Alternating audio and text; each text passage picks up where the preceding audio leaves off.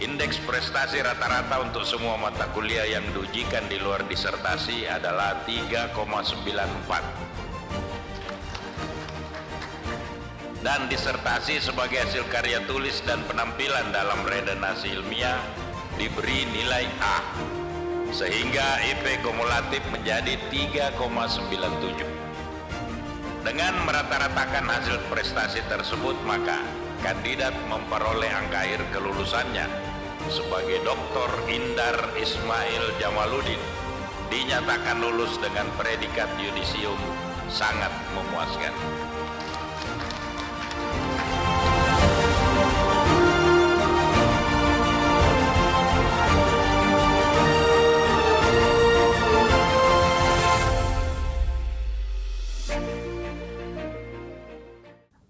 Bismillahirrahmanirrahim. Assalamualaikum warahmatullahi wabarakatuh. Nama saya Dr. Indar Ismail Jamaluddin, SOS MAP, NIM B103-22024. Saat ini saya sedang menyampaikan disertasi saya dengan judul Implementasi Kebijakan Penyelenggaraan Perlindungan Perempuan dan Anak dari Tindak Kekerasan Pasca Gempa Bumi, Tsunami, dan Likuifaksi di Kota Palu. Saya berharap disertasi ini bisa memberikan kontribusi secara teoretik maupun secara praktis, terutama bagi pemerintah daerah di Provinsi Sulawesi Tengah. Terima kasih. Salam Om Swastiastu, Namo Buddhaya. Salam kebajikan, Rahayu. Dengan senantiasa memohon ridho Allah Subhanahu wa Ta'ala, Tuhan yang Maha Esa, pada hari ini Selasa 30 Desember tahun 2025, sidang ujian terbuka promosi doktor atas nama Promo Femdes Indar Ismail Jamaluddin, program studi ilmu sosial program doktor pasca sarjana Universitas Tadulako, judul disertasi penyelenggaraan perlindungan perempuan dan anak dari tindak kekerasan pasca gempa bumi, tsunami, likuifaksi di Kota Palu dimulai. Tim penguji memasuki ruang sidang. Tanpa mengurangi rasa hormat kami, hadirin dimohon berdiri.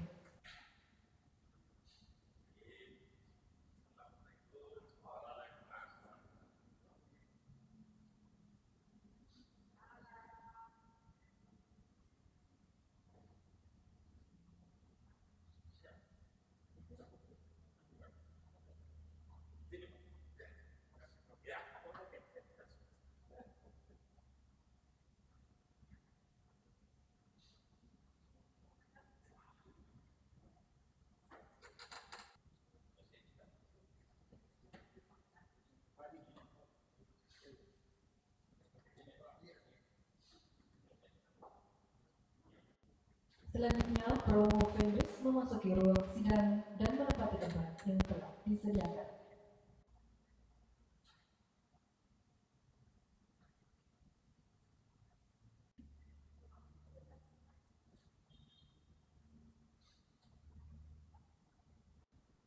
Bapak Ibu hadirin yang kami hormati, sidang ujian terbuka promosi doktor dipimpin oleh Direktur Pasca Sarjana Bapak Profesor Dr. Insinyur Adam Malik MSc, Aipu Ascent Engineering. Dengan hormat kami persilakan.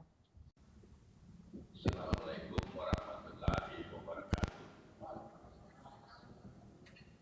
Alhamdulillah, wassalatu wassalamu ala asrofil anbiya'i wal mursalin sayyidina wa maulana Muhammadin wa ala alihi wa sahbihi ajmain, amma ba'd.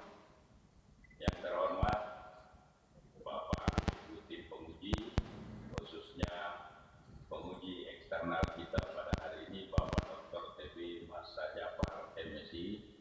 Terima kasih Pak telah memenuhi undangan kami. Bapak-bapak dan Ibu penguji internal, tim promotor, Bapak Ibu hadirin sekalian, tamu undangan yang saya muliakan. Dengan memohon perlindungan, taufik dan hidayah Allah Tuhan yang Maha Kuasa, saya buka sidang promosi doktor atas nama calon Indar Ismail Jamaluddin. Selanjutnya saya persilakan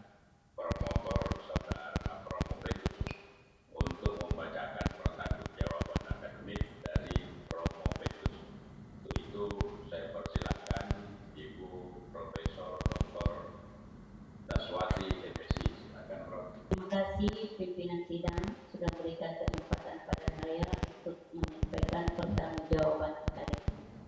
Sebelum saya membacakan, saya menyapa dulu tim penguji pada sore hari ini, yaitu pertama yang saya hormati Bapak Profesor Dr. Insinyur Adam Malik, MSc Asian Engineering, dan yang saya hormati Bapak Dr. Musafir Kamil, MSc, dan Bapak Dr. TP Masah Jafar, MSc. Selamat datang Pak di Palu.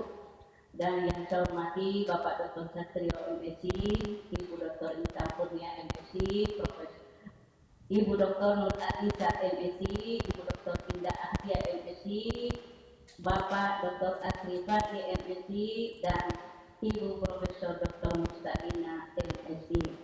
Baiklah, saya membacakan pertanggungjawaban akademik atas nama Indah Ismail Jamaluddin, stambuk B10322-024 dengan judul disertasi implementasi kebijakan penyelenggaraan perlindungan perempuan dan anak dari tindak kekerasan pasca gempa, bumi, tsunami, dan likuifaksi di Kota Palu. Bismillahirrahmanirrahim. Assalamualaikum warahmatullahi wabarakatuh. Pimpinan sidang dan tim penguji yang kami hormati, kami tim promotor Saudara Indah Ismail Jamaluddin yang terdiri dari 1. Promotor Profesor Dr. Daswati, MSc. Yang kedua, Co-Promotor Dr. Nur Adisa, MSc. Menyampaikan ucapan terima kasih, izinkan kami terlebih dahulu menyampaikan pesan kepada saudara Promopendus. Sebentar lagi saudara akan mempertahankan disertasi yang saudara telah kerjakan. Sudah cukup kami tim promotor memimpin saudara dalam menyelesaikan disertasi sejak seminar usulan penelitian, seminar hasil, ujian disertasi, dan sekarang saatnya sidang promosi doktor. Kami berharap saudara dapat mempresentasikan disertasi saudara dengan baik dalam sidang yang terhormat dan juga kepada hadirin para tamu undangan. Presentasi ini sebagai pertanggungjawaban akademik Promopendus dan kami sebagai tim promotor. Kami juga berharap saudara dapat mempertahankan disertasi ini baik sebagai karya ilmiah yang dapat dibanggakan dan dipertanggungjawabkan secara keilmuan maupun terhadap jalan kehidupan di masa yang akan datang. Pimpinan dan anggota sidang promosi yang terhormat, Promopendus lahir di Abelpura 16 Maret 1986. Orang tua Ayah Jamaluddin Yaakob, BA, dan Ibu Hasnia. Jenjang pendidikan mulai dari SD Negeri Pembina Tori, lulus tahun 1998, SMP Negeri 3 Tori, lulus tahun 2001, dan SMA Negeri 1 Tori, lulus tahun 2004. Kemudian melanjutkan salah satu S1 Antropologi di Universitas Tadulako, lulus tahun 2011. Selanjutnya Strata 2 S2 Magister Administrasi Publik di Pasca Sarjana Universitas Tadulako, lulus tahun 2016. Kemudian pada tahun 2022 melanjutkan ke jenjang program doktor, program studi ilmu sosial bidang kajian utama administrasi publik Pasca Sarjana Universitas Tadulako. Promopendus adalah seorang pegawai negeri sipil yang saat ini bekerja di Universitas 19 November Korata, Sulawesi Tenggara. Selanjutnya kami serahkan saudara Promopendus kepada sidang ujian terbuka Senat Universitas agar berkenaan untuk diuji. Kami tim promotor akan menerima segala keputusan dalam sidang yang terhormat ini. Atas performa akademik Promopendus serta kelayakan Promopendus mendapat gelar akademik tertinggi di Universitas Tadulako. Terima kasih dan saya kembalikan pada pimpinan sidang. Assalamualaikum warahmatullahi wabarakatuh. Selanjutnya atas permohonan saudara, maka pada hari ini saudara akan mengikuti ujian promosi doktor dengan judul penelitian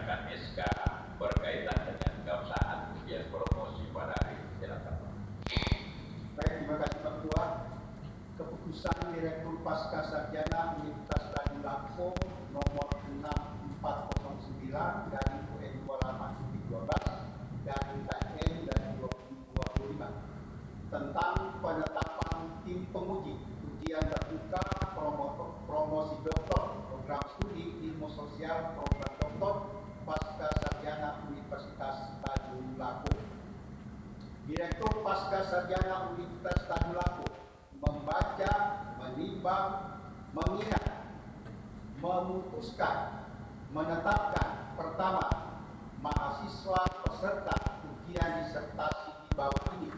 Nama: Indar Ismail Jamaluddin, Stambuk D103-22024, Program Studi Ilmu Sosial Program Doktor.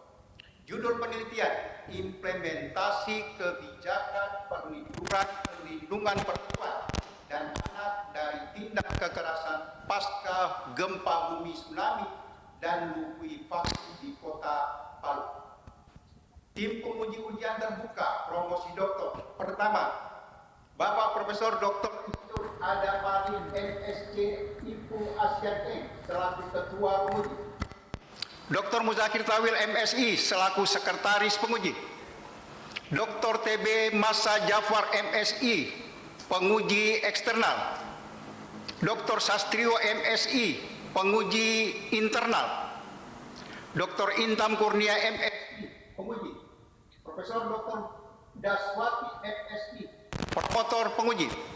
Dr. Nur Aisyah MSI Co-Promotor Penguji. Dr. Indah Ahdia MSI Penguji. Dr. Asrifai MSI Penguji. Profesor Dr. Mustaidah MSI Penguji. Kedua, konsekuensi pembiayaan yang diperlukan atas diterbitkannya keputusan ini dialokasikan melalui sistem perhitungan pembayaran remunerasi sesuai dengan ketentuan peraturan perundang-undangan yang berlaku. Ketiga, keputusan ini berlaku terhitung mulai tanggal ditetapkan dengan ketentuan.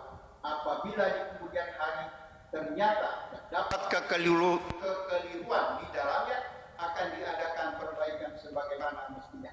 Ditetapkan di Palu pada tanggal 24 Desember 2025. Direktur Profesor Dr. Insinyur Adam Malik MSc IPU ASEAN N NIM 13001888003 ditandatangani.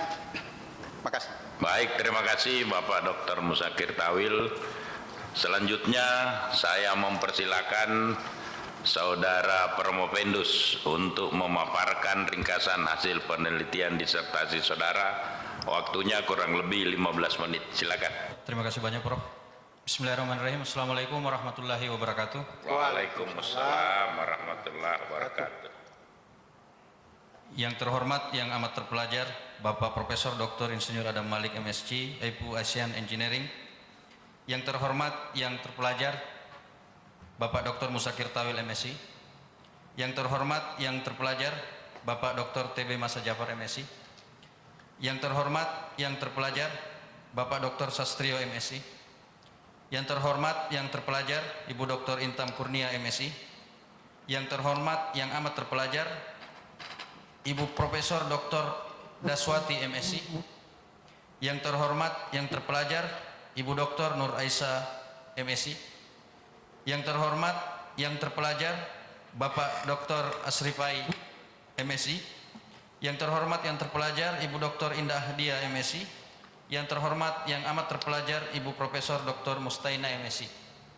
Izinkan kami, Indar Ismail Jamaluddin, NIM B103-22024, untuk menyampaikan disertasi hasil penelitian kami berjudul Implementasi Kebijakan Penyelenggaraan Perlindungan Perempuan dan Anak dari Tindak Kekerasan Pasca Gempa Bumi Tsunami dan Likuifaksi di Kota Palu. Latar belakang: perempuan dan anak rentan menjadi korban kekerasan, pernikahan paksa, dan tindak pidana perdagangan orang pasca gempa bumi 28 September 2018. Gubernur Sulawesi Tengah bersama DPRD Provinsi Sulawesi Tengah menetapkan Peraturan Daerah Provinsi Nomor 3 Tahun 2019 tentang penyelenggaraan perlindungan perempuan dan anak dari tindak kekerasan. Sejauh ini kebijakan tersebut kami anggap belum efektif. Beberapa alasan yang mendasari sehingga kami melakukan penelitian ini adalah: yang pertama, belum semua pihak, baik itu pengusaha, media, komunitas, serta perempuan dan anak di Kota Palu mengetahui isi kebijakan tentang Peraturan Daerah Nomor 3 Tahun 2019 tentang perlindungan perempuan dan anak dari tindak kekerasan. Yang kedua, keterlibatan stakeholder pemerintah mempengaruhi komunikasi dan koordinasi kebijakan. Yang ketiga, peraturan gubernur sebagai peraturan operasional daripada Peraturan Daerah Nomor 3 Tahun 2019 tentang perlindungan perempuan dan anak dari tindak kekerasan, lamban.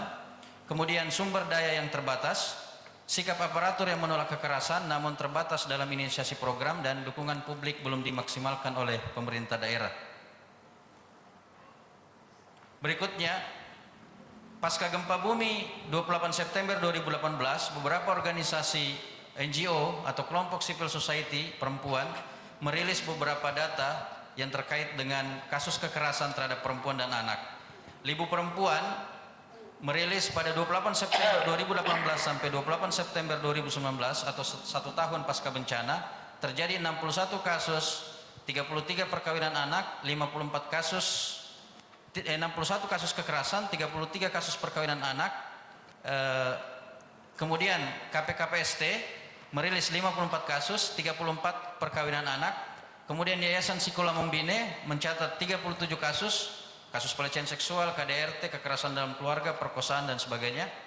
Kemudian juga dari UNFPA, Badan PBB yang mengurusi masalah populasi, dari November 2018 sampai Januari 2019 ada 57 kasus, atau rata-rata terjadi 1 kali pelecehan seksual dalam 2 hari. Ini kasus yang dilaporkan. Kemudian pemerintah kota sendiri melalui Dinas Pemberdayaan Perempuan dan Perlindungan Anak merilis data kasus kekerasan terhadap perempuan dan anak di Palu pada tahun 2002 dan 2003 yang mengalami kenaikan. Dalam tabel ini kami lihat bahwa tunjukkan bahwa terjadi kenaikan. Sebenarnya tahun 2016, pada tahun 2017 naik, kemudian mengalami penurunan, namun sejak tahun 2020, 2021 sampai 2022 terus mengalami kenaikan. Nah, pada kasus beberapa saat setelah terjadi bencana, kasus kekerasan seksual, pelecehan seksual, bahkan juga pemerkosaan terjadi di hunian sementara dan toilet. Bisa dilihat bahwa lokasi hunian sementara yang sangat kecil, kemudian juga lokasi WC atau toilet yang tidak sepenuhnya tertutup, itu memungkinkan terjadinya kekerasan seksual. Bahkan yang paling kecil adalah pengintipan video. Nah, untuk di Kota Palu sendiri jumlah titik huntara ada 51 lokasi dengan 5.208 bilik dengan penghuni 7.325. Artinya masih terjadi kekurangan huntara sebenarnya 2.117 bilik. Ini terjadi pasca bencana. Jadi setahun pasca bencana 1 bilik itu bisa dihuni sampai 2 keluarga, 1 sampai 2 keluarga. Kemudian rumusan masalah penelitian ini kami bagi menjadi 2. Yang pertama, bagaimana implementasi kebijakan penyelenggaraan perlindungan perempuan dan anak dari tindak kekerasan pasca gempa bumi, tsunami dan likuifaksi di Kota Palu. Kemudian yang kedua, bagaimana integrasi layanan pemerintah Provinsi Sulawesi Tengah dan Kota Palu dalam penyelenggaraan perlindungan perempuan dan anak dari tindak kekerasan pasca gempa bumi, tsunami dan likuifaksi di Kota Palu. Penelitian terdahulu ada 5 penelitian yang kami urai di sini. Yang pertama, penelitian dari Eli Nurlia et al. 2023 tentang implementasi Undang-Undang Nomor 35 Tahun 2014 tentang perlindungan anak. Kemudian juga ada penelitian tentang implementasi kebijakan perlindungan perempuan anak dari tindak kekerasan di Kota Semarang. Kemudian kinerja implementasi kebijakan penanganan perempuan korban kekerasan. Kemudian implementasi kebijakan perlindungan perempuan dan anak di Kota Makassar. Dan yang terakhir, implementasi Undang-Undang Nomor 23 Tahun 2004 tentang penghapusan KDRT di DP3A Kota Palu. Secara umum, penelitian-penelitian terdahulu belum membahas secara spesifik kondisi perlindungan perempuan dan anak yang terjadi pasca bencana atau kondisi krisis. Sehingga kemudian kami memilih pada penelitian di Kota Palu dengan fokus pada jaminan perlindungan perempuan dan anak korban bencana. Kemudian untuk membahas masalah tersebut, kami menggunakan pendekatan teori implementasi kebijakan, model implementasi kebijakan Van Metten Van Horn tahun 1975. Van Metten Van Horn membagi 6 indikator variabel untuk membahas implementasi kebijakan. Yang pertama, standar dan tujuan atau sasaran kebijakan. Yang kedua, sumber daya kebijakan. Yang ketiga, komunikasi organisasi. Yang keempat, karakteristik agen pelaksana. Yang kelima, sikap implementer. Dan yang terakhir, lingkungan, kondisi sosial, ekonomi, dan politik. Selanjutnya, Peraturan Daerah Provinsi Sulawesi Tengah Nomor 3 Tahun 2019 tentang penyelenggaraan perlindungan perempuan dan anak dari tindak kekerasan merinci secara umum 3 aspek yang dibahas. Secara substansi, peraturan daerah ini mengatur bahwa perempuan perlu dilindungi harga diri dan martabatnya serta dijamin hak hidupnya sesuai fitrah dan kodratnya tanpa diskriminasi. Peraturan daerah ini memuat yang pertama, pencegahan kekerasan terhadap perempuan dan anak dengan melibatkan 4 komponen, yaitu pemerintah, lembaga masyarakat, dunia usaha, dan media massa. Kemudian yang kedua, penyediaan layanan rujukan lanjutan bagi perempuan korban kekerasan dan anak dengan perlindungan khusus. Dan yang ketiga, penguatan dan pengembangan lembaga penyedia layanan perlindungan perempuan dan anak dengan perlindungan khusus. Bentuk kekerasan yang diatur dalam peraturan daerah ini ada 4. Yang pertama, kekerasan fisik. Yang kedua, kekerasan psikis. Yang ketiga, kekerasan seksual. Dan yang terakhir adalah penelantaran rumah tangga. Secara umum, kerangka pemikiran kami, kondisi awal perempuan dan anak rentan mengalami resiko kekerasan pasca gempa bumi dan tsunami serta likuifaksi di Kota Palu sehingga membutuhkan perlindungan negara yang efektif dan berkelanjutan. Sebagai input, implementasi kebijakan Dinas Pemberdayaan Perempuan dan Perlindungan Anak Sulawesi Tengah dan Kota Palu, lokasi penelitian di Kota Palu dengan dasar kebijakan Peraturan Daerah Provinsi Sulawesi Tengah Nomor 3 Tahun 2019 tentang penyelenggaraan perlindungan perempuan dan anak dari tindak kekerasan.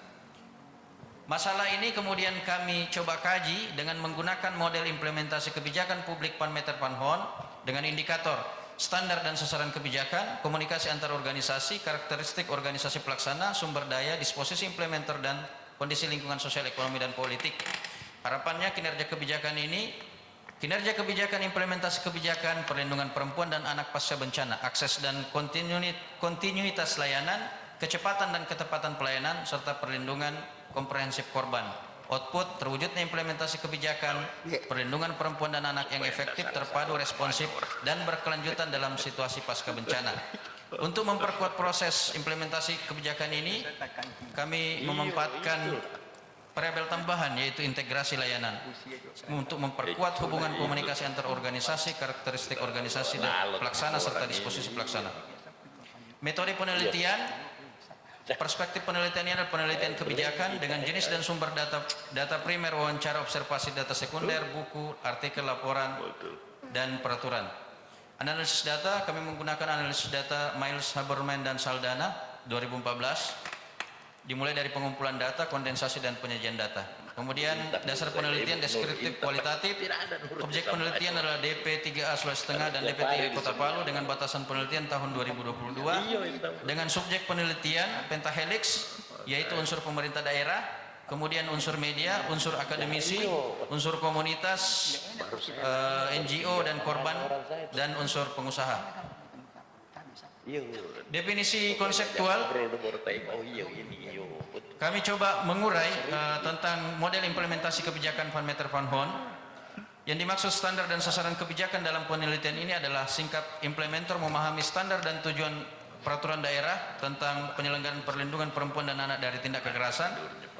Kemudian dari sisi komunikasi antar organisasi pelaksana, pemerintah daerah di Sulawesi Tengah dan Kota Palu memahami keberhasilan implementasi Perda Nomor 3 Tahun 2019. Karakteristik organisasi pelaksana, koordinasi para pihak yang terlibat dalam implementasi peraturan daerah, kemudian dukungan sumber daya meliputi dukungan sumber daya manusia, dana, dan waktu oleh pemerintah Provinsi Sulawesi Tengah dan Kota Palu, sikap pribadi atau aktor pelaksana menerima atau menolak kebijakan tersebut, dan terakhir lingkungan eksternal berupa lingkungan sosial, ekonomi, dan politik. Selanjutnya, setelah kami mencoba melakukan penelitian dan dikaitkan dengan teori Van Meter Van Hon, kami menemukan hasil sebagai berikut. Ini adalah sosialisasi yang terbatas, kemudian pemahaman teknis aktor yang rendah. Dari sisi sumber daya belum sesuai, meskipun ada dukungan dari NGO atau LSM, namun anggaran APBD terbatas, sumber daya manusia pemerintah daerah minim, dan fasilitas layanan terbatas. Kemudian dari sisi karakteristik organisasi pelaksana juga belum sesuai, meskipun komitmen kelembagaan DP3A cukup baik baik itu provinsi maupun Kota Palu, namun standar operasional prosedur belum diimplementasikan secara konsisten, pelatihan teknis juga jarang dilaksanakan, dan tidak semua petugas memiliki kompeten. Namun dari sisi komunikasi antar organisasi kami menemukan kesesuaian atau sudah sesuai. Hal ini dikarenakan koordinasi lintas sektor dengan kepolisian, rumah sakit, dan LSM sudah berjalan dengan baik, meskipun belum ada sistem informasi layanan yang terintegrasi secara digital. Dari sisi disposisi atau sikap pelaksana, sebagian sudah sesuai, terdapat komitmen individu dan empati petugas, meskipun faktor penghambatnya adalah belum adanya sistem penghargaan atau insentif formal dengan beban kerja yang tinggi. Kemudian dari sisi lingkungan, kondisi lingkungan sosial, ekonomi, dan politik, sebagian sudah sesuai. Hal ini dikarenakan dukungan dari media lokal, akademisi, dan NGO yang sangat aktif, meskipun penghambatnya adalah dunia usaha yang pasif, kemudian budaya patriarki di masyarakat yang masih kuat, isu perlindungan anak belum menjadi prioritas elit politik di daerah. Untuk rumusan masalah yang kedua, integrasi layanan pemerintah provinsi dan Kota Palu dalam implementasi kebijakan, kami menemukan bahwa pemerintah Provinsi Sulawesi Tengah berperan sebagai perumus kebijakan, koordinator, dan penjamin standar kebijakan, sementara pemerintah Kota Palu sebagai pelaksana layanan yang langsung terlibat dengan korban. Kemudian yang kedua, DP3 Provinsi, yaitu melalui UPTD Perlindungan Perempuan dan Anak, sudah memperkuat sistem dan rujukan. Sementara itu DP3 Kota Palu menjadi garda terdepan dalam pelayanan korban. Kemudian yang terakhir, implementasi belum optimal akibat fragmentasi layanan dan lemahnya koordinasi lintas aktor. Dari sisi novelty, kami menemukan bahwa novelty dalam penelitian atau kebaruan dalam penelitian ini adalah model implementasi kebijakan Van Meter Van Hon yang terdiri dari 6 aspek, yaitu standar dan sasaran kebijakan, sumber daya, karakteristik organisasi pelaksana, komunikasi antar organisasi, disposisi pelaksana, dan kondisi sosial, ekonomi, dan politik belum sepenuhnya efektif jika dikaitkan dengan permasalahan penyelenggaraan perlindungan perempuan dan anak di Kota Palu. Sehingga kami menambahkan satu variabel, yaitu integrasi layanan. Nah, kami melihat bahwa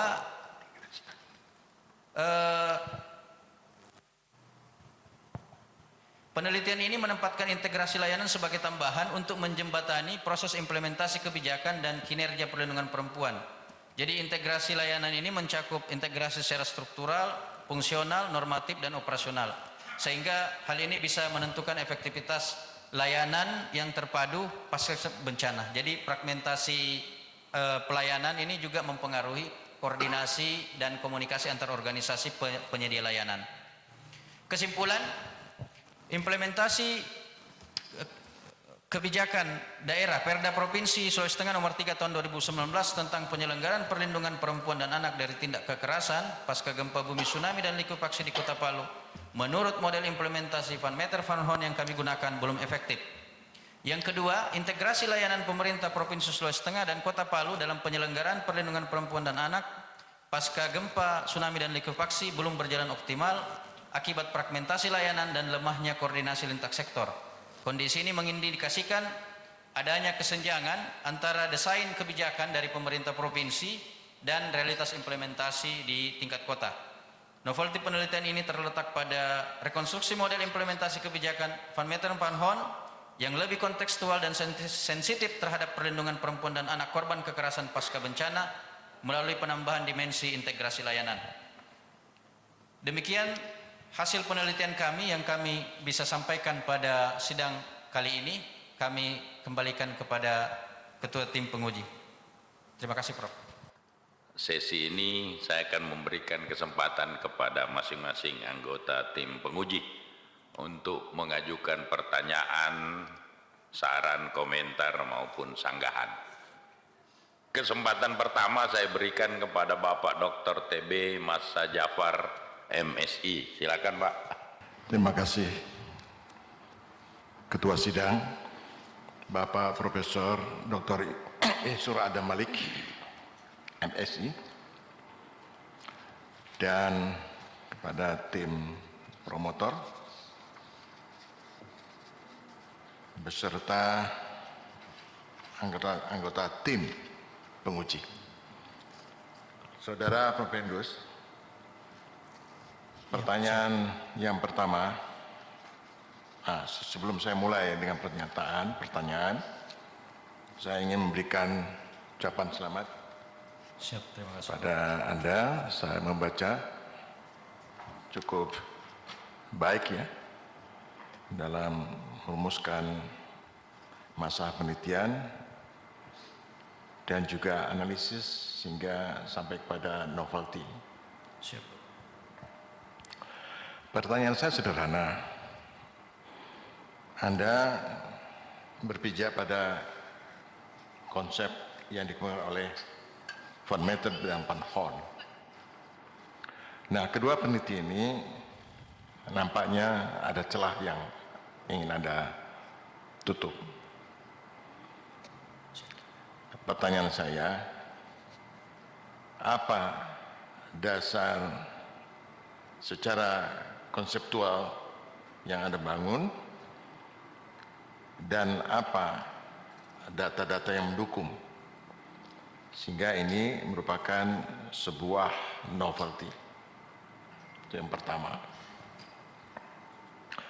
Yang kedua, Anda mengatakan di dalam uraian konseptual ini adalah pengembangan teori implementasi kebijakan masuk pada tahap 6 kalau tidak keliru ya.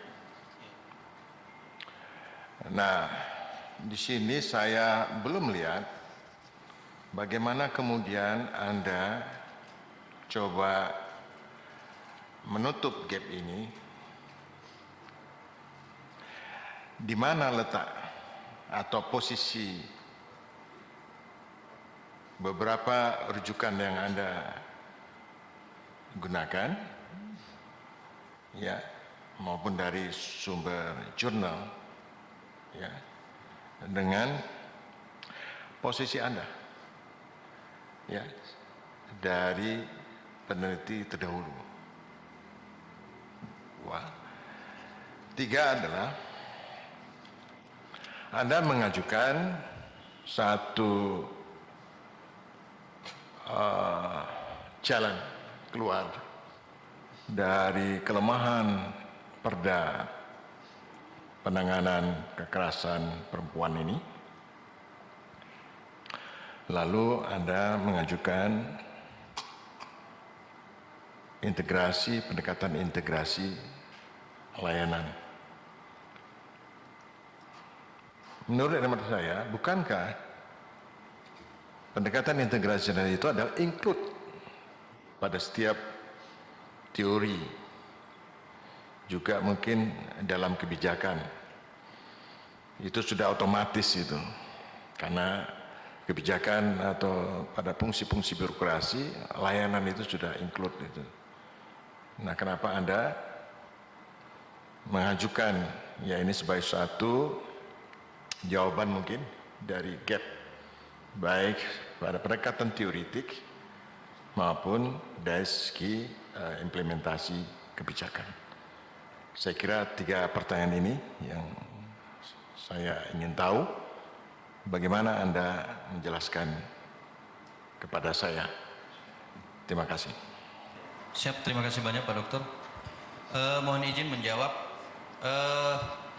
Konsep Van Meter Van Horn memang secara umum adalah konsep klasik dalam pengembangan implementasi kebijakan. Dia merupakan model awal, generasi awal tahun 70-an, 1975.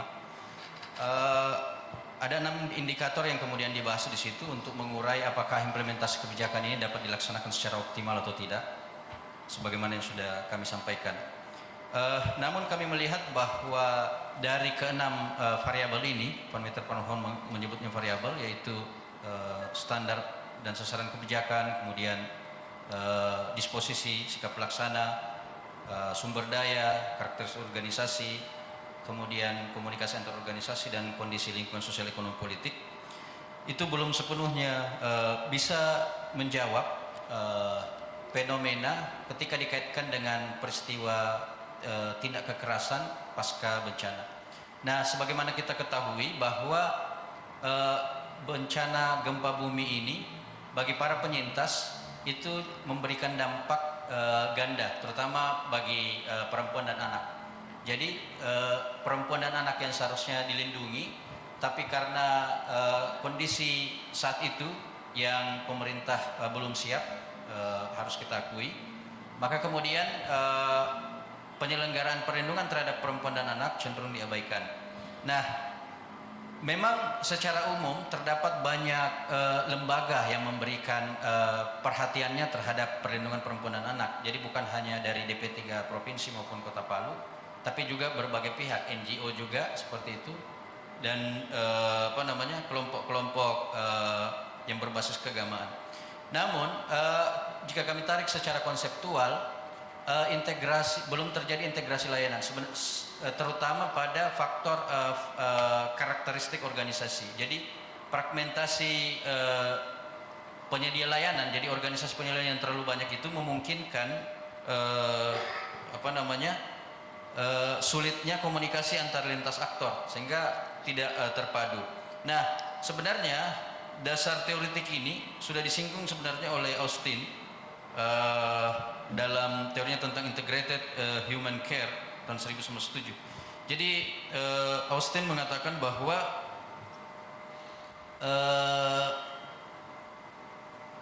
integrasi layanan khususnya kepada organisasi yang memberikan perhatian kepada kelompok-kelompok rentan atau minoritas itu untuk upaya untuk bisa mengatasi penyedia layanan yang lintas sektor tadi.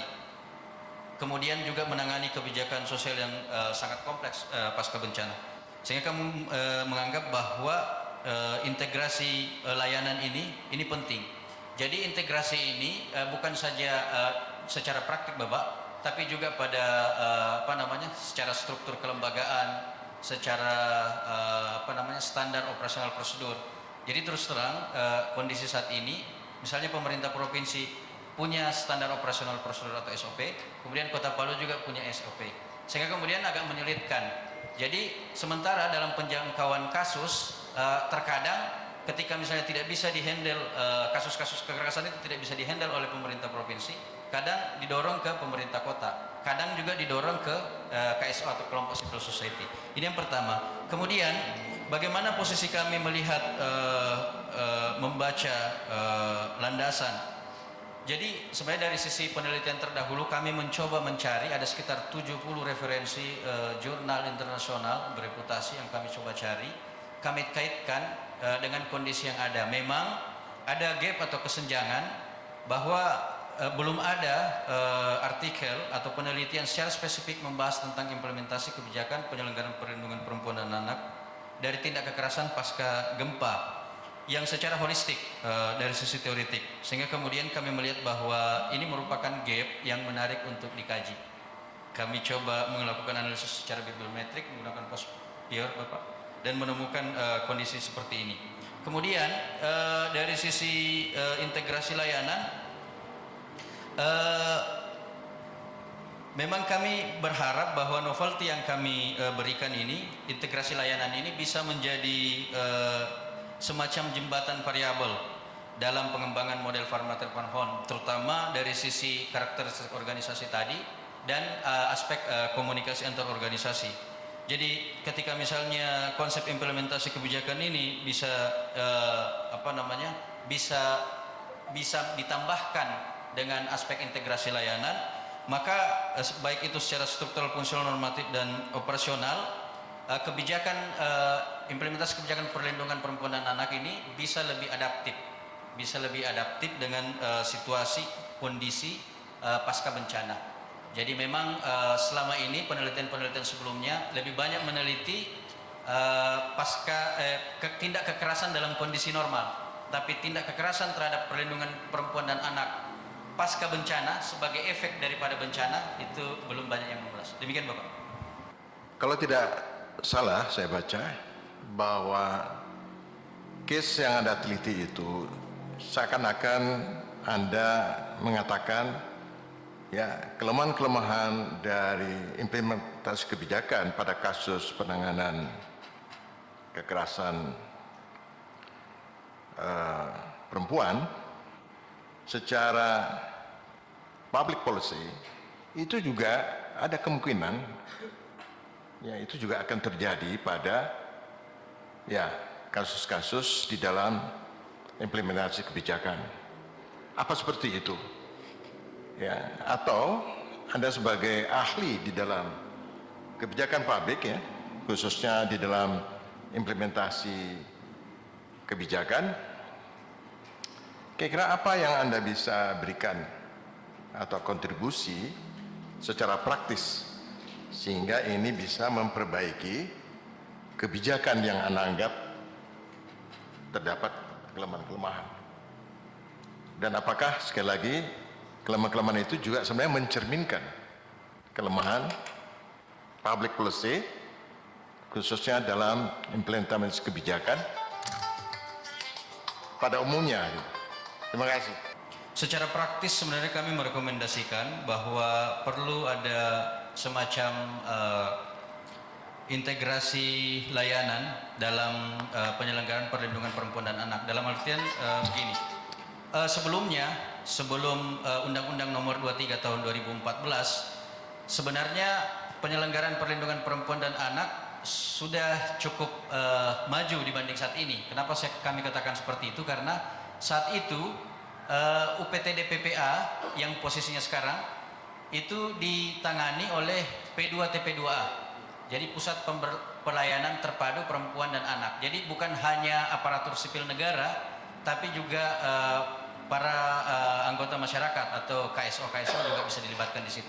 Namun memang tantangannya adalah keterlibatan kelompok-kelompok masyarakat atau kelompok civil society dalam P2TP2A itu memungkinkan sistem kontrol atau komando yang biasanya dipakai dalam birokrasi kita itu lemah. Sehingga kemudian ditarik dalam Undang-Undang 23 Tahun 2014 tentang pemerintahan daerah bahwa P2TP2A diganti menjadi UPTD PPA yang secara otomatis membuat sistem komando dalam rantai birokrasi kita bisa langsung terorganisir. Demikian Bapak. Dr. TB Masa Jafar. Selanjutnya saya persilakan Bapak Dr. Sastrio MSc, silakan. Bismillahirrahmanirrahim. Assalamualaikum warahmatullahi wabarakatuh.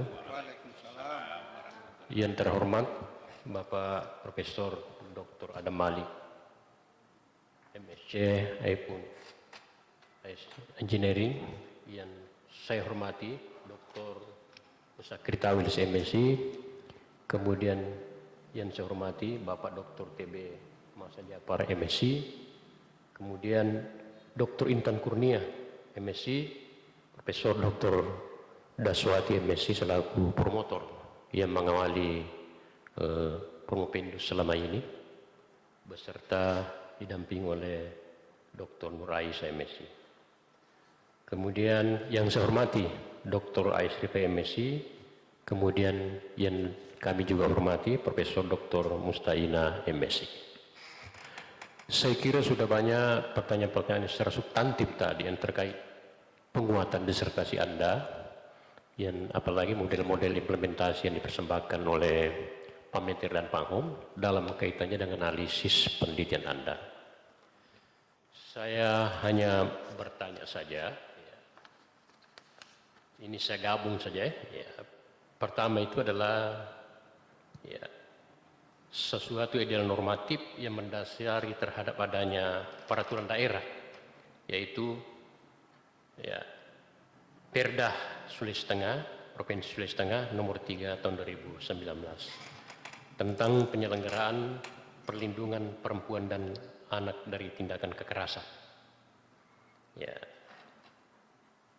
Apa yang menjadi latar belakang sehingga Perda ini dilahirkan, kemudian tidak cepat diimplementasikan, padahal pada waktu itu kan dalam keadaan darurat ini barang ini. Kemudian kedua, ya, apakah Perda ini nomor 3 tahun 2019 itu ada hal yang tertentu ya, yang bisa menghalangi atau yang menghambat sehingga pemerintah daerah beserta dengan DPRD setelah disahkan itu tidak terselenggara dengan efektif dan efisien. Itu yang kedua. Kemudian terakhir, ini kan likuifaksi atau gempa bumi yang pernah melanda Sulawesi Tengah ini amat dahsyat, ya. Utamanya Kota Palu kemudian Donggala, dengan Sigi Biromaru. Ini mempengaruhi psikologis semua masyarakat yang ada di dua kabupaten dan satu kota Palu. Ya. Mengapa pemerintah tidak mengirim bahwa bencana ini adalah bencana skala nasional? Padahal bukan main banyaknya orang yang meninggal, rumah-rumah ya yang retak, yang runtuh itu ribuan, ditambah dengan likuifaksi itu yang begitu tanah ya lari ke sana kemari, sehingga sampai sekarang masih banyak orang tidak menemukan tanahnya itu. Nah, saya kira perlu barangkali penjelasan dari itu supaya kita semua ini juga mengetahui tentang itu. Silakan. Terima kasih banyak Bapak atas pertanyaannya. Izin menjawab. Peraturan daerah Provinsi Sulawesi Tengah nomor 3 tahun 2019 tentang penyelenggaraan perlindungan perempuan dan anak dari tindak kekerasan ini lahir daripada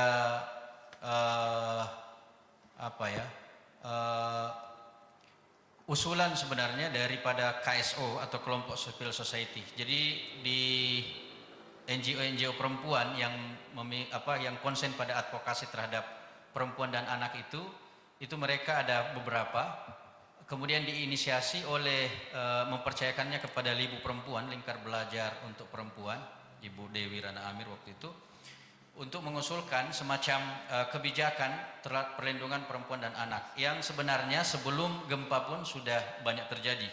Kemudian peristiwa gempa memicu untuk lahirnya kebijakan tersebut. Dan ini kemudian mendapat respon yang sangat baik daripada anggota DPR Provinsi, yang sebagian diantaranya adalah anggota DPR yang lahir dari NGO sebenarnya Bapak. Kemudian berdasarkan kesepakatan bersama antara Gubernur dan Provinsi Sulawesi Tengah, pada tanggal 22 Mei tahun 2019 Perda ini lahir. Nah, terus terang juga Perda ini sebenarnya adalah Perda di penghujung masa jabatan anggota DPR 2014-2019, sehingga kemudian berharap menjadi catatan.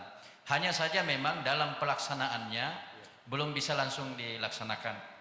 Sebagaimana kita ketahui dalam sistem administrasi kita yang merujuk kepada Eropa kontinental, ketika peraturan pokok ditetapkan maka tidak bisa langsung dilaksanakan sebelum ada peraturan operasional. Nah, peraturan gubernur yang terkait dengan peraturan daerah ini, yaitu peraturan Gubernur Sulawesi Tengah nomor 22 tahun 2021, itu baru ditetapkan setelah berganti gubernur pada Bapak Rusdi Mastura pada tanggal 24 Agustus 2021. Jadi setelah Perda ini ditetapkan, kemudian coba diimplementasikan efektif, itu 2 tahun 3 bulan masa untuk menunggu peraturan gubernur itu. Karena peraturan gubernur itu mengatur tentang prosedur pendampingan dan atau pemberian layanan terhadap korban yang menjadi substansi juga daripada peraturan daerah ini. Hal ini kemudian membuat kebijakan ini belum bisa langsung dilaksanakan. Kemudian yang kedua, berdasarkan hasil penelitian dan penelitian kami selama ini dari sejumlah informan, memang ditemukan sebuah fakta yang tidak bisa ditutupi bahwa terdapat perbedaan antara perumus kebijakan dengan pelaksana kebijakan atau implementer. Jadi DP3 Sulawesi Tengah dalam Perda Provinsi Sulawesi Tengah pada pasal 20 itu memuat tentang perlunya penguatan pengembangan organisasi penyedia layanan. Artinya perlu ada MOU, disebutkan di situ dalam pasal 20 Perda nomor 3 tahun 2019, perlu ada MOU antar para penyedia layanan. Kenapa diperlukan MOU? Menurut DP3 Provinsi Sulawesi Tengah, juga DP3 Kota Palu, karena korban-korban kekerasan ini itu tidak ditanggung oleh BPJS. Jadi selama ini korban kekerasan itu ditalangi oleh DP3A Provinsi, UPT, DPPA, dan Kota Palu karena tidak ditanggung oleh BPJS Kesehatan. Hal ini berbeda dengan pelaku kriminal yang justru ditanggung oleh BPJS Kesehatan. Sehingga ini perlu didiskusikan secara bersama melalui MOU itu. Sudah ada usulan untuk dibahas, untuk dibuatkan MOU dalam momen-momen tertentu seperti momen 17 Agustus atau momen peringatan hari ulang tahun Kota Palu setiap tanggal 14 April, tapi tidak pernah dilaksanakan. Sementara itu Kepala Biro Hukum mengatakan bahwa MOU tidak diperlukan karena Pergub ini sudah ada. Jadi sampai saat ini memang belum terjadi kesepahaman di antara pelaksana kebijakan dan perumus kebijakan. Kemudian berkaitan dengan apakah Kota Palu belum ditetapkan secara kasus bencana Kota Palu dengan korban yang ribuan jiwa belum tidak ditetapkan sebagai bencana skala nasional menurut info yang kami peroleh karena tidak memberikan dampak. Jadi kasusnya lokalistik, Bapak. Kemudian yang kedua, seperti kasus yang terjadi sekarang, meskipun bencana banjir di Sumatera terjadi 3 provinsi, tapi pemerintah juga tidak menetapkan itu. Dari informasi yang kami baca di media massa, konsekuensi dari penetapan status bencana nasional memungkinkan pihak asing luar masuk, dan itu tidak diinginkan oleh pemerintah. Demikian. Baik, terima kasih Pak Dr. Sastrio MSI. Selanjutnya saya persilakan Bapak Dr. Asrifai MSI, silakan Pak. Bismillah, assalamualaikum warahmatullahi wabarakatuh. Selamat sore, salam sejahtera buat kita semua. Yang saya hormati Pak Ketua, Sekretaris, Penguji, Promotor, Kopromotor, Penguji Eksternal, teristimewa kepada Bapak Ibu sekalian yang hadir undangan pada hari ini, dan teristimewa kepada kandidat. Selamat ya sampai di tahapan ini. Saya tidak panjang karena ini waktu juga sekarang sudah pukul 17.08. Tadi sampaikan bahwa kebijakan di konteks Indonesia ini kan menganut aliran Eropa kontinental, bukan di Anglo-Saxon. Ini juga sudah tercantum di dalam tinjauan pustaka Anda. Nah, sayangnya di dalam naskah Anda itu tidak mencantumkan, dan ini bisa menjadi berbahaya ketika misalnya Anda hanya menyetir kemudian tidak menyantumkan. Siapa sih sebenarnya yang pertama menyampaikan pemahaman bahwa kebijakan di Indonesia ini adalah masuk dalam aliran Eropa kontinental, bukan di Anglo-Saxon. Dan kemudian kaitan dengan yang Anda tulis ini, apa relevansinya dan dampaknya terhadap kebijakan penyelenggaraan pelindungan terhadap kekerasan perempuan dan anak, serta bagaimana dengan target sasaran dan implementer. Itu saja mungkin dari saya silakan. Mengenai kesamaan atau kemiripan atau korelasi implementasi kebijakan di Indonesia yang cenderung Eropa kontinental dibanding Anglo-Saxon, kami baca dari buku Public Policy yang ditulis oleh Rian Nugroho. Rian Nugroho juga ini mencoba memetakan, membantu kami untuk mengurai model implementasi kebijakan Van Meter Van Horn. Kemudian yang kedua, ada 3 pihak, baik itu dari sisi implementor, kemudian perumus, implementor, dan sasaran. Nah, sebenarnya dari para pihak ini, semua pihak, termasuk juga kelompok-kelompok NGO yang mensupport implementasi kebijakan ini, sangat mendukung adanya peraturan daerah ini. Sehingga kami khusus sasaran, kami kemarin mewawancarai 3 korban kekerasan sebenarnya, yang masing-masing merupakan dampingan daripada NGO, dan semua sebenarnya baru tahu ada peraturan daerah ini setelah didampingi oleh NGO. Terima kasih banyak, Bapak. Baiklah, terima kasih Pak Dr. Asrifai. Selanjutnya saya persilakan kepada Ibu Profesor Dr. Mustaina Mapatoba MSI. Silakan, Prof. Terima kasih. Bismillahirrahmanirrahim. Assalamualaikum warahmatullahi wabarakatuh. Assalamualaikum. Yang saya hormati Bapak Pimpinan Sidang, Sekretaris Sidang, Bapak Penguji Eksternal, selamat datang Pak di Kota Palu. Bapak penguji yang lainnya, serta keluarga dan kerabat dari Promopenda. Tadi sudah banyak yang disampaikan dari Promopendus. Ini meneliti tentang implementasi kebijakan. Sebagai Bapak, sebagai peneliti implementasi kebijakan dengan menggunakan teori Van Meter dan Van Horn. Nah, kita kenal Van Meter dan Van Horn tidak meneliti tentang, tidak mengemukakan tentang penyelenggaraan kebijakan penyelenggaraan perlindungan perempuan dan anak dari tindak kekerasan pasca gempa bumi tsunami di Kota Palu. Tapi teori inilah yang Promopendus gunakan untuk memotong-motong kemudian menggabungkan kembali masalah permasalahan tentang tindak kekerasan beranak dan perempuan dan anak yang terjadi di Kota Palu.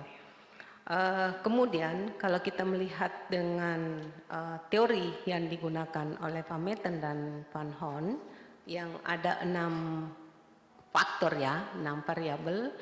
Nah, di antara 6 variabel ini yang mana yang bisa menyelesaikan permasalahan tentang tindak kekerasan perempuan dan anak sesuai dengan hasil penelitian Promopendus. Disilakan. Terima kasih banyak Ibu Prof. Kami menggunakan teori Van Metten Van Horn karena kami melihat bahwa Van Metten Van Horn relevan dengan karakteristik penelitian kami, dan juga Van Metten Van Horn ini mengandalkan mobilisasi. Sebagaimana kita ketahui pasca gempa, apalagi yang terkait dengan tindakan kekerasan memerlukan penanganan yang segera. Jadi sebenarnya meskipun didukung oleh bottom up atau kelompok-kelompok civil society, tapi disitulah peran pemerintah sangat kuat. Nah, kalau dari 6 variabel ini, kami melihat bahwa variabel komunikasi antar organisasi lah yang sejauh ini sudah sesuai dengan teori Van Metten Van Horn kaitannya dengan implementasi kebijakan. Kenapa? Karena meskipun terfragmentasi, tapi koordinasi lintas sektor, baik itu dari kepolisian, kemudian rumah sakit, kemudian LSM, itu sebenarnya sudah sejalan. Meskipun memang catatannya dalam era sekarang yang sudah terintegrasi digital, seharusnya sudah terintegrasi digital, tapi ini belum digital. Jadi memang masih parsial. Jadi misalnya DP3 Kota Palu berkoordinasi dengan mitranya di tingkat Kota Palu, provinsi juga seperti itu. Demikian Prof. Selanjutnya saya persilakan Bapak Dr. Musakir Tawil, MSc. Silakan Pak. Baik, makasih Pak Ketua. Penguji yang saya hormati, Bapak penguji eksternal, selamat datang di Kota Palu, Saudara Promopendus. Siap. Cukup menarik ya apa yang Anda kemukakan berkaitan dengan penelitian Anda. Kalau kita melihat model-model implementasi ya, salah satu yang tidak dikemukakan oleh beberapa penanya tadi, Van Metten Van Horn ini termasuk model implementasi tipe klasik ya. Nah, oleh karena itu maka dalam kajian-kajian model implementasi dilihat bukan berarti model implementasi dari Van Metten Van Horn tidak bisa digunakan pada konteks yang Anda teliti seperti sekarang. Namun saja cukup menarik apa yang Anda kemukakan dalam novelty. Nah, namun saya ingin memberikan sebuah gambaran bahwa ada sesuatu yang sangat darurat ketika bencana tersebut terjadi. Apa itu? Yaitu kekosongan kekuasaan. Kekosongan kekuasaan itu terjadi hampir 1 bulan, ya. Mengapa saya katakan itu? Karena saya terlibat pada penanganan ini dan terjun langsung evakuasi mayat dan lain sebagainya. Nah, kekosongan kekuasaan ini karena memang tidak ada pemerintah yang berada pada saat itu. Bapak Hidayat Lamakarate selaku sekretaris pada saat itu sedang bersama saya di Kendari. Nah, sehingga kemudian praktis tidak ada kekuasaan pada saat itu. Nah, apa yang terjadi? Anda sudah gambarkan bahwa terjadi kekerasan khususnya kepada wanita dan anak. Kenapa itu? Karena memang tidak ada negara tidak berfungsi pada saat itu. Negara tidak mempunyai kekuatan untuk mengatasi perampokan, penjarahan, bahkan terjadi kepada kekerasan seksual yang Anda gambarkan dengan baik itu. Nah, sehingga Saya menanyakan atau memberikan sebuah saran, apakah novelty yang Anda kemukakan itu tidak mencantumkan ada sesuatu kondisi darurat, sehingga kemudian novelty ini perlu bukan hanya kepada memberikan sebuah pembaharuan pada peran daripada lembaga perlindungan anak, tetapi ada suatu kondisi situasional yang menyebabkan sehingga kemudian penanganan terhadap kekerasan kepada anak itu bisa terjadi sekarang ini. Saya kira menarik Anda punya itu, hanya tadi pertimbangan untuk mereview kembali timbulnya kekerasan itu disebabkan kekosongan kekuasaan. Nah, oleh karena itu maka mungkin Anda mengcombine dengan beberapa teori implementasi kebijakan yang banyak, misalnya Edward Tree atau Van Meter Van Horn dan lain sebagainya itu, sehingga kemudian ketika novelty Anda itu menggambarkan bahwa situasi itu tidak berdiri sendiri, tidak terjadi kekerasan pada kondisi saat itu, tetapi ada latar belakang karena tidak adanya kekuasaan yang mengontrol terjadinya kekerasan tersebut. Nah, seperti itu. Tapi saya mengapresiasi Anda bisa mengilustrasikan itu dengan baik.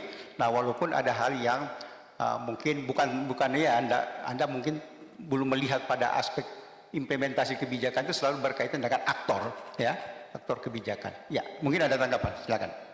Usulannya sangat baik. Memang untuk pengembangan ke depan, mungkin dalam penelitian lanjutan kami coba mengembangkan hasil penelitian ini dengan mengaitkannya dengan model-model implementasi yang bersifat top down, bersifat bottom up atau yang dari bawah. Terima kasih banyak Bapak atas saran dan masukannya. Baik, terima kasih Bapak Dr. Musakir Tawil, MSI. Selanjutnya saya persilakan kepada Ibu Dr. Nur Aisyah, MSI. Silakan. Pimpinan sidang, Assalamualaikum warahmatullahi wabarakatuh. Waalaikumsalam. Yang saya hormati pimpinan sidang, yang saya hormati penguji eksternal, yang saya hormati seluruh tim penguji pada sore hari ini, yang saya hormati keluarga kerabat dari Proventus, dan yang saya banggakan Proventus. Terima kasih banyak Ibu. Baik, setelah mendengar jawaban tadi, saya sebagai co-promotor dengan Ibu Daswati berbisik. Nah, itulah kelihatannya kita punya bimbingan. Alhamdulillah dengan kurang lebih 2 tahun, 1 tahun lebih ya, 1 tahun lebih. Ya. Iya, 2 tahun setengah Ibu. 2 tahun lebih ya, 2 tahun. Semua saran-saran tentang kebijakan dimasukkan yang berkorelasi dengan instrumen internasional, instrumen nasional, regional dan daerah, semua dimasukkan. Hanya saja memang Saudara Indah dan seluruh tim penguji bahwa memang kebijakan yang bersifat lokal untuk dari 12 kabupaten 1 kota memang belum diperhitung. Sedangkan tingkat provinsi itu prosesnya itu 35 tahun Pak Indar. Kami juga terlibat di dalam karena kebetulan saya adalah ketua pusat studi wanita pada saat itu. Jadi kami itu dengan pertimbangan bahwa kalau perda itu ada maka berkorelasi dengan keuangan, maka anggota DPR pada saat itu tidak mempunyai greget dan tidak punya kepentingan di situ, sehingga kebijakan itu lahirnya lama 35 tahun, kemudian juga pelaksanaannya lama. Dengan dan sebagai perempuan sangat saat saya ditunjuk menjadi co-promotor Pak Indrar. Ini pas-pas. Siap. Itu ya. Dengan demikian apa yang saya mau tanyakan? Tidak ada yang saya mau tanyakan Pak Indar. Oke. Siap, terima kasih banyak. Oke, semua sudah ada masuk di dalamnya di sini. Siap. Terima kasih. Saya ke pimpinan sidang. Ibu Dr. Nur Aisyah, MSI. Selanjutnya saya persilakan kepada Ibu Profesor Dr. Daswati, MSI. Silakan Prof. Pimpinan sidang sudah memberikan kesempatan yang kedua kalinya, yaitu untuk memberikan pertanyaan kepada Saudara Indar Ismail Jamaluddin. Ya, baiklah, saya sebagai promotor dalam hal ini mengucapkan terima kasih kepada tim penguji yang hadir pada sore hari ini, terutama penguji eksternal yang jauh-jauh datang untuk menguji Promopendus, yaitu Indar Ismail Jamaluddin. Sebagaimana yang sudah disampaikan oleh kopromotor bahwa Pak Indar Ismail Jamaluddin ini sudah lama ya kami nantikan untuk berada di forum ini. Pada hari ini ternyata sudah terbukti 2 tahun kami kejar dia. Mana kamu, di mana, di mana, di mana. Terus itu saya tanya dia.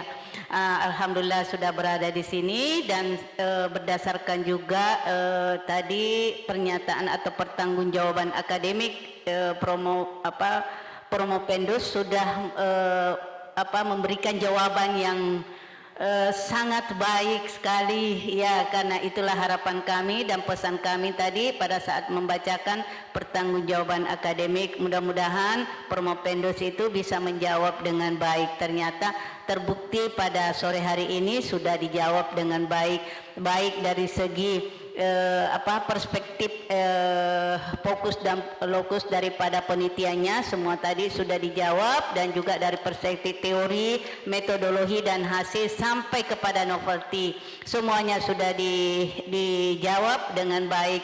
Oleh karena itu pada kesempatan ini sekali lagi saya mengucapkan juga terima kasih kepada keluarga yang hadir pada sore hari ini dan koleha-koleha yang sempat menyaksikan Promopendus yaitu Indar Ismail Jamaluddin. Dan saya sudah sepakat dengan kopromotor bahwa kami tidak bertanya karena sudah 2 tahun saling bertanya baik jarak jauh maupun jarak dekat. Oleh karena itu saya kembalikan pada pimpinan sidang. Assalamualaikum warahmatullahi wabarakatuh. Warahmatullahi wabarakatuh. Saya kira kalau kopromotor dan promotor sudah komentarnya begitu, sisa dibungkus ini barang ini. Baiklah Bapak Ibu hadirin sekalian, saya sedikit menanggapi. Saya melihat foto tadi memang risih, jadi pasca gempa ini kan. Jadi kondisi ini sebenarnya yang mendorong ini. Artinya ada peluang untuk bagi orang untuk melakukan tindak kekerasan terhadap perempuan dan anak, karena kondisi Untap itu dengan sangat sempit, sangat berdekatan, orang lagi stres, lihat sedikit bisa muncul untuk melakukan hal-hal yang kita tidak inginkan.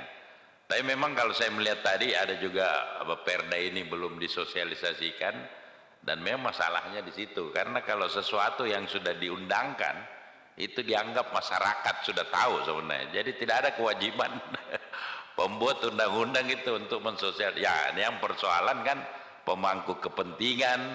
Nah, itu sebenarnya yang perlu memperhatikan sesuai dengan apa yang digariskan khususnya dalam perda itu. Baiklah Ibu Bapak hadirin sekalian, saya kira sidang tidak diskorsing lagi karena nilai sudah masuk dari masing-masing tim penguji. Saya akan langsung membacakan prestasi yang dicapai oleh kandidat selama studinya sebagai berikut. Indeks prestasi rata-rata untuk semua mata kuliah yang diujikan di luar disertasi adalah 3,94. Dan disertasi sebagai hasil karya tulis dan penampilan dalam redaksi ilmiah diberi nilai A, sehingga IP kumulatif menjadi 3,97. Dengan merata-ratakan hasil prestasi tersebut, maka kandidat memperoleh angka akhir kelulusannya sebagai Dr. Indar Ismail Jamaluddin dinyatakan lulus dengan predikat yudisium sangat memuaskan. Sebelum saya mengundang saudara untuk menandatangani berita acara, ada tadi berita acara yang tanda tangan. Apakah saudara setuju dengan hasil yang saya bacakan? Sangat-sangat setuju, Prof. Silakan maju ke depan. untuk menandatangani berita acara.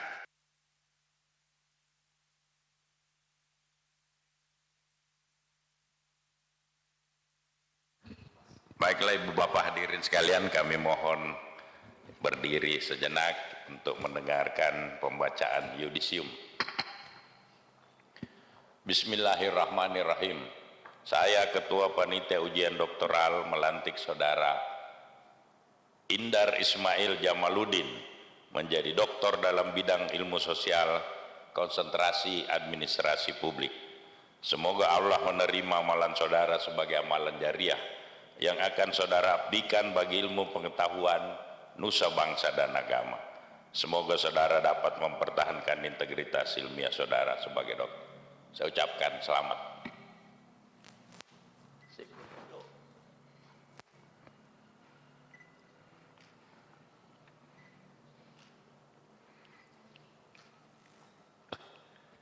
Pak Dokter dingin tangannya. Silakan.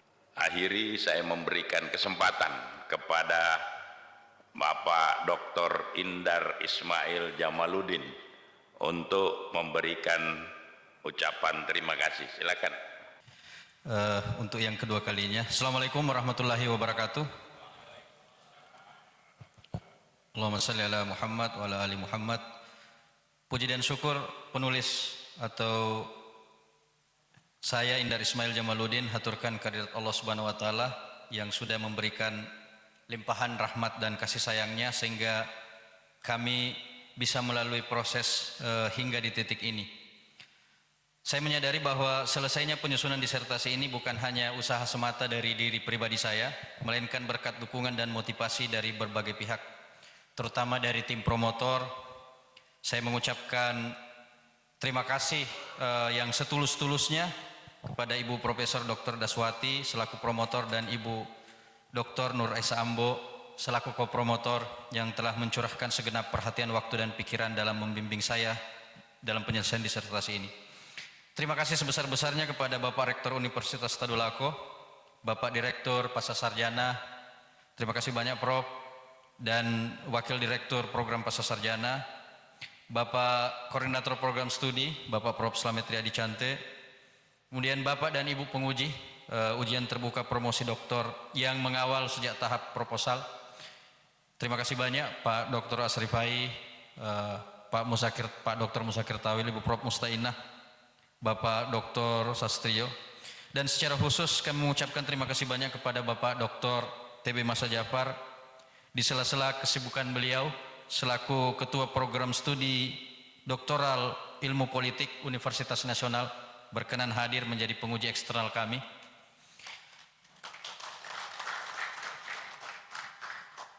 Kemudian para informan penelitian, mohon izin yang berkenan hadir di sini ada Ibu Dr. Irmawati Sahi selaku Kabid Peningkatan Kesehatan Keluarga dan Perempuan yang banyak memberikan masukan. Kemudian ada juga Direktur Media Al Khairat Bapak Rifai dan Bapak Nurdiansah berkenan hadir di sini. Kemudian teman-teman dari Solidaritas Perempuan, SKP HAM, Kantor Berita Antara.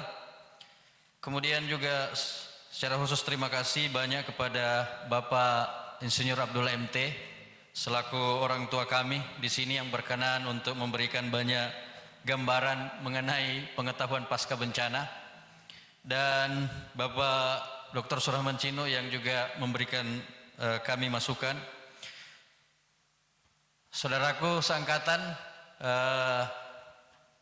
Haryanto Lamading yang di sela-sela kesibukannya juga senantiasa memberikan kami kesempatan. Staf tenaga kependidikan, ada Mbak Ulan dan teman-teman semua yang sudah berkenan. Secara khusus ucapan terima kasih tak terhingga kami sampaikan kepada Ayahanda Bapak Jamaluddin Yambo BA yang jauh-jauh datang dari Toli-Toli berkenan hadir menghadiri promosi kami, dan Ibunda Hasnia yang saat ini berhalangan tidak bisa datang dikarenakan nenek kami sakit. Jadi nenek saya orang Goa Pak, ya, usianya sudah 100 tahun dan ya saat ini sedang sakit, sehingga kemudian ibu saya tidak bisa datang. Berkat doa, waktu, tenaga dan pikiran kepada penulis, sehingga kemudian kami sampai di titik ini. Kemudian ucapan terima kasih juga kami sampaikan kepada ibu mertua kami, Ibu Mary yang juga berkenan hadir. Kemudian bapak mertua kami Abdul Majid M. Nur almarhum atas doa dukungan moral yang diberikan. Juga saudara-saudara kami Nur Soima Ulfa, Om Ipul dan Nur Faidah yang berkenan hadir di sini. Kemudian juga terima kasih kepada istriku tercinta Nurul Hidayati SPD. Iya. Beliau ini guru, Pak. Iya. Jadi kami dibawahi satu undang-undang pendidikan nasional, dosen dan guru. Iya. Kemudian anak-anakku Muhammad Mahatma Bintang. Ya, dan yang kedua Hamis Muhammad Rida. Terima kasih banyak atas segala jeripaya, pemakluman, terutama waktu. Teriring doa semoga pengorbanan dan pemaklumanmu menjadi jalan kebaikan bagi kehidupan kita sekalian. Semoga Allah senantiasa membalas. Untuk mengimbangi Bapak Dr. Asri Pai, saya juga menutup ucapan syukur ini dengan pantun. Jangan lupa cakepnya. Pergi ke Palu menimba makna, belajar dari luka pasca bencana.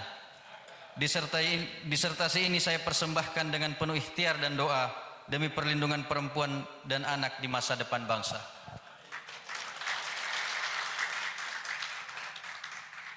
Yang terakhir, meneliti Palu pasca bencana penuh tantangan, dari lapangan hingga ruang ujian. Jika jawaban saya belum sepenuhnya memuaskan, mohon dimaknai sebagai proses akademik yang sedang dimatangkan.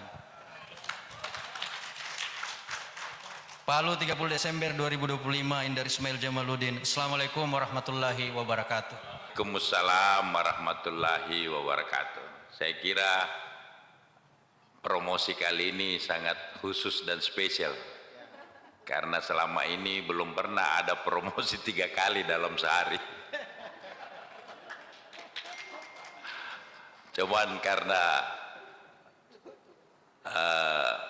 hari terakhir sebelum tahun baru ini, dan saya juga terakhir ini sebagai direktur pasca ini nih, besok pelantikan. Jadi ada kesan ini bahwa kalau begitu kita selesaikan saja, karena tinggal satu jadi tanggung, kita lanjutkan sore saja. Terima kasih Pak Dr. TB Masa Jafar MSI yang bersedia menjadi penguji eksternal pada hari ini. Bapak-bapak, ibu tim penguji yang saya hormati, saya cekak hadir kolega ini Pak Suraman Cino, Pak Abdullah, Bapak Ibu undangan sekalian.